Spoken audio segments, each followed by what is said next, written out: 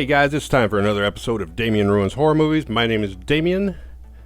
Tonight's movie is The Slaughterhouse from 1987, directed by Rick Rosler. But first, as always, this episode is brought to you by Cool Dude Inc. I'm wearing one of their shirts right now. If you like it, go down to the notes and you can find it.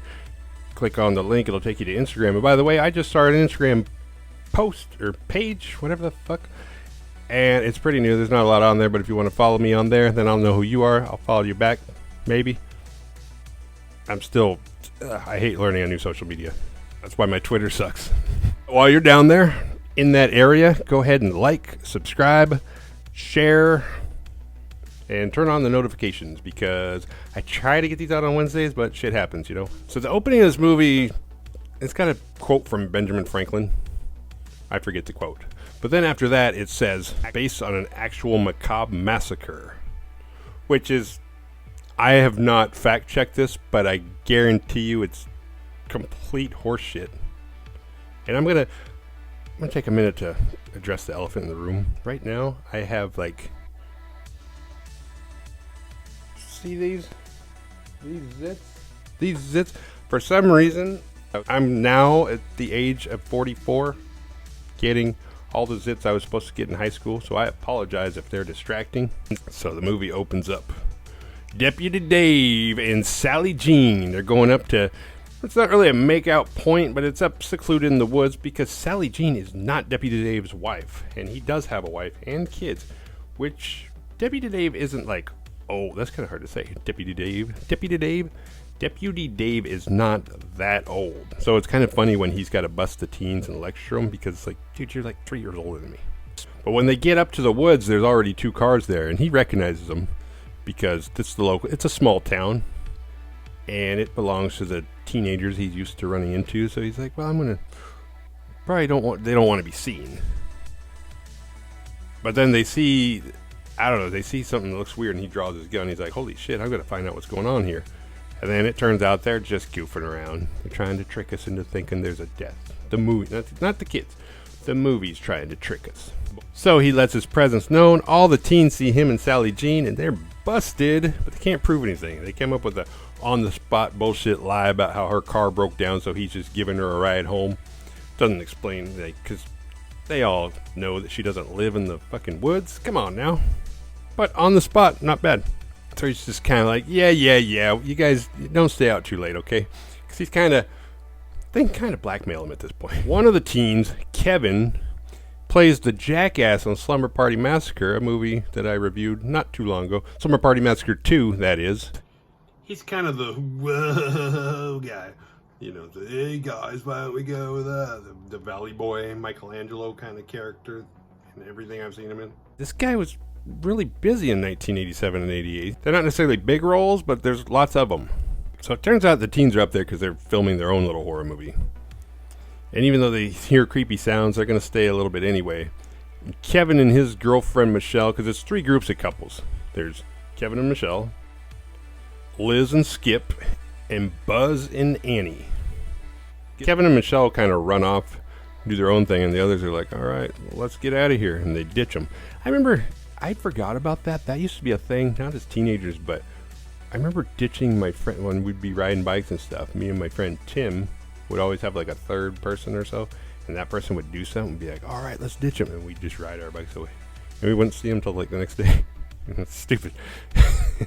So they wind up at the slaughterhouse, and there's a lot of pigs behind fences, so Kevin grabs a shovel and starts smacking the fences and scaring the pigs, which is weird, because like, why would you... I don't know, who does that? Oh, there's some pigs. I'm going to just start beating the shit out of this fence with this shovel. Then an off-screen POV comes up behind him, and you can see his weapon. And it's swinging weird. And he looks back, and he's like, what the fuck? And so he gets killed. And then his girl, Michelle, tries to escape, but she ends up going on this abandoned bus that's in front for some reason. And she runs to the back of it, which there's an emergency door, but I don't know. She can't figure it out. And this fat-ass hillbilly, we finally see him. He's got this huge meat cleaver that he's swinging, and he kills her 2 down for no reason at all. The opening credits roll, and we hear this goofy music that makes me wonder if this was really made in 1987. This does not feel like a 1987 movie. It feels a few years older, maybe 83 or 84. And we watch pigs get slaughtered for a few minutes. Just kind of weird. It's like, okay, we get it. It's a slaughterhouse. We don't need slaughtered animal footage. It takes place at a meat packaging plant. Tom's meat packaging plant. And the meat prices are going up. Tom is the owner, and he's got his attorney Harold with them, and they're on their way to go meet the sheriff at the slaughterhouse, where we meet Lester Bacon. Really? His last name's Bacon. And no, he's not Kevin's dad. Get it? They offer him $55,000 to give up his land, and they offer him a job. You can work in the meat packaging plant. We're just at a point in time where slaughterhouses are kind of on the way out. If he says no, which he does, he is not budging, but the place is going to get foreclosed anyway. So they're trying to help him out. He doesn't realize it. He thinks they're picking on him and they're just trying to steal his livelihood, even though they're offering him a new job. But he's like, no, I'm not going anywhere. And they're like, the sheriff serves him, says, all right, man, you got 30 days to get out of here then. They wanted to be dicks. They could have just waited till he got it foreclosed. Then they could have bought it for cheaper, not give him a job, and he'd be fucked. Some people are hard-headed. But I get it. Lester's not totally wrong to feel that way. I mean, they're basically taking the last 30 years of his life, but it's not necessarily them. It's technology making him obsolete. The problem is, life is supply and demand. And it starts small enough that people can handle it and you get enough people on the job, but then as it grows and gets bigger and bigger, you have to get new technology to take it over. And sometimes that supplies more jobs, sometimes it supplies less. In the case of this movie, it was making 100 more jobs, but it was getting rid of Lester's job. Technology tries to take away all these shitty jobs that anybody can do, which in one way is good. Now we don't have to do shitty jobs, but now there's not any jobs, or there's not enough jobs, so you end up with an unemployed population, and that's not good, because now that you make all this meat more efficiently and everything, there's nobody around to buy it because nobody's got any money. The surviving teens, Buzz and Annie and Skip and Liz, go out to breakfast at 9 a.m. They have hamburgers and french fries. Yeah, because when you're a teen, you don't need all this vitamins and shit. And you have a couple french fries, you're good to go. Am I too close to this? They don't even know that Kevin and Michelle are dead. Because how would they? Back at the slaughterhouse, Lester's son, Buddy, the fat-ass hillbilly with the huge meat cleaver that killed the kids in the beginning, he takes Lester down to the freezer and shows him his little trophies. It's Michelle and Kevin. And Lester is not happy and impressed. He's like, what the fuck are you doing? Why are you going after kids? Which, because he's okay with murder. He's just like, these kids, it's like, these aren't the people that are, we don't care about these people. You need to be going after Tom and Harold and the sheriff. In this moment, he's kind of like Dexter's dad. You know, he's trying to give Buddy a code. It just doesn't take. Back in town, the kids go to the drugstore to pick out costumes for their movie, and there's going to be a party. They need somewhere creepy to film the next scene of their movie, so they go to the slaughterhouse, which is weird because there's no way that they could know that the slaughterhouse has been shut down because they were there last night, and it wasn't shut down. Lester calls Harold up and says he would like to reconsider on that offer, and could he come down and meet up in person. Meanwhile, Buddy is playing with this little meat cleaver, well, his huge meat cleaver. And right about now, the teens show up, and we get a little 80s montage as they snoop around the slaughterhouse and film. Somehow, they get away, though, without anybody ever knowing that they were there, and none of them get killed. Next, Lester invites Tom over. And right about then, Deputy Dave shows up and starts snooping around, and inside he finds a little puddle of blood. In a slaughterhouse, imagine that. Then he hears a noise, and he draws his gun, and he starts walking, and he gets his arm stuck in a door, and Buddy chops his hand off. And then he died. You could die from getting your hand chopped off. It's kind of weird that he just stopped and stared at him, and he's like got Dave's hand in his hand holding his gun, and he's like he's gonna shoot him, but then he's like, poof, poof. And he doesn't do anything. And I guess he lets him bleed out because we never see Dave again, except that Lester comes down and he's like, this isn't the right guy. This isn't the sheriff. This is a deputy. What are you doing? I told you who we're after. And Buddy's kind of like, I don't know, disappointed maybe, but at the same time, Buddy obviously likes killing people. And then Harold shows up. And Lester shows him the bodies, and Harold's like, what are you doing? Have you lost your mind? And then Buddy reaches down and kills him, just squeezes his head, and somehow Buddy's got superhuman strength, and he could just kill with his hands this whole time, which is kind of weird. What the fuck is Buddy? And that's one down on our revenge spree. Sheriff is worried about Deputy Dave because he hasn't heard from him all day. So he goes down to the Lakeside Motel, which is like a bar, or maybe it's the bar at the bottom of a motel. I don't know, it looks like a bar. It doesn't look like there's any hotel near it. But he heard that Dave's been going there for lunch the past few months. That's code for fucking Sally Jean every day. He doesn't find Dave. He does find Sally Jean, though, and he talks to her, but she's no use. She hasn't seen him either. Back at the Slaughterhouse, Buddy gets in Dave's car and starts taking it for a little joyride, and he's got the siren on. Like, could you draw more attention to yourself? He's got Buddy's shirt that's too small, like ripped. He's wearing it. He's like, I'm a cop. I don't know what the mental age of this guy is, but it's not anywhere near the age that his body is.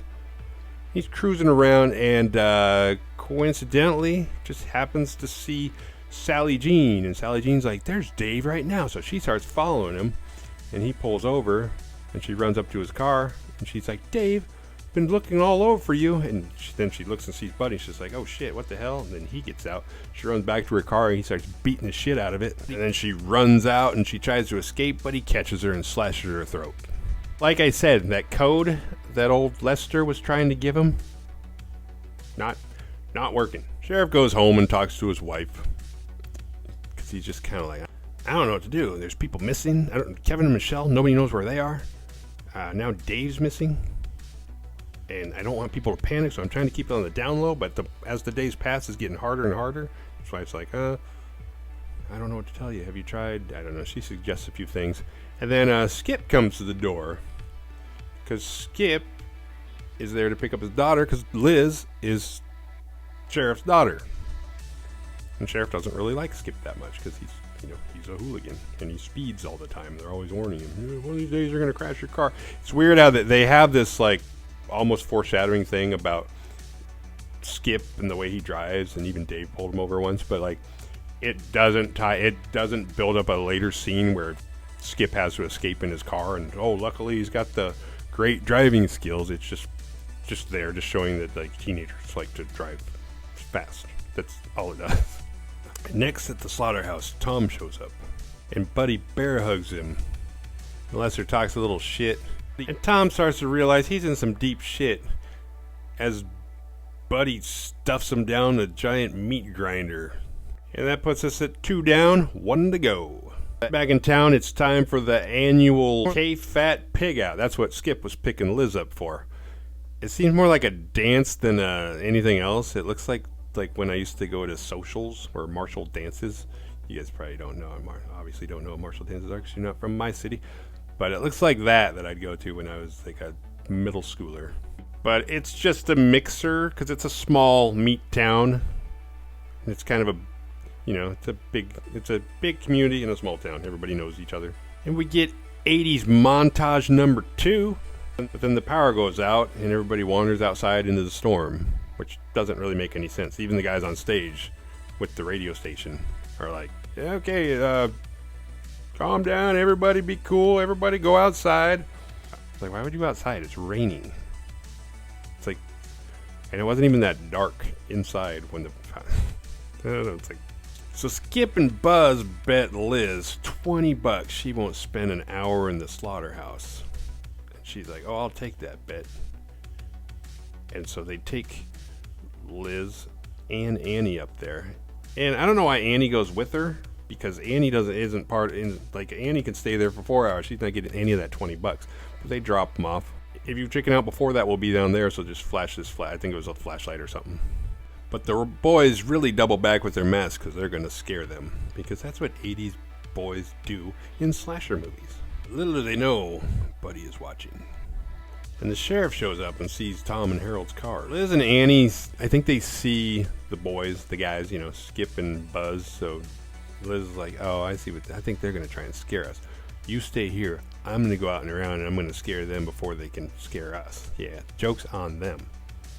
We're not scared of being here. Right, so Skip goes in to try and save Annie, and Buddy gets him. So Annie makes a run for it, but she runs into Lester. And at this point, apparently Lester's like, fuck the code, let's just kill everybody. So then Buzz goes inside, because he's going to scare him. And he gets taken out by Buddy. And this is it's like some kind of spike to the head. Probably the coolest kill of the movie, because it just has it feels real. You're just kind of like, like the way he reacts to it and falls to the ground and kind of convulses. You're just like, ooh, got him. And now Liz can't find anybody, and so she's kind of like, you know what, fuck this. I want to call off the bet. And she walks around trying to figure out, because she doesn't know where anybody is, and then she finds the room where, in the typical 80s slasher ending fashion, it's the room with all the dead bodies in it. And now she knows what's up. The plus side is she can see that all her friends are dead, so now she can just make a run for it. It's like, oh, cool. I can leave, not look back, and I don't even got to feel guilty because I know that I didn't, leave anybody for dead. They're already fucking dead. But then she runs into Buddy. Meanwhile, Sheriff leaves and starts calling the next town for some backup, and as he's driving, he puts two and two together, and he's like, shit.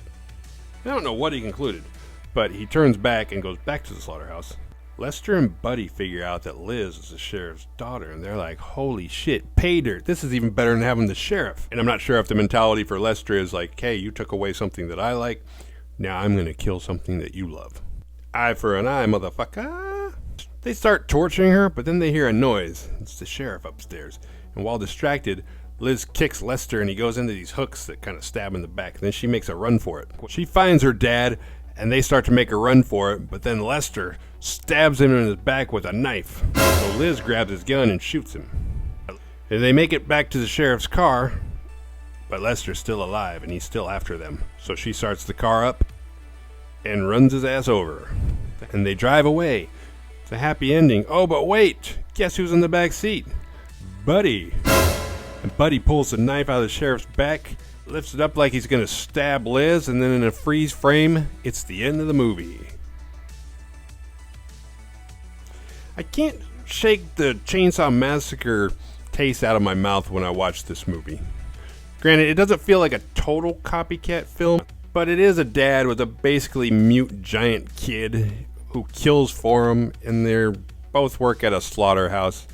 But the kills in this is gorier, because Chainsaw Massacre is not gory at all, which is pretty slick how they make that movie. So what that movie is, and the fact that there's not really a lot of on-scene deaths, and the deaths that there are not that gory, is kind of crazy.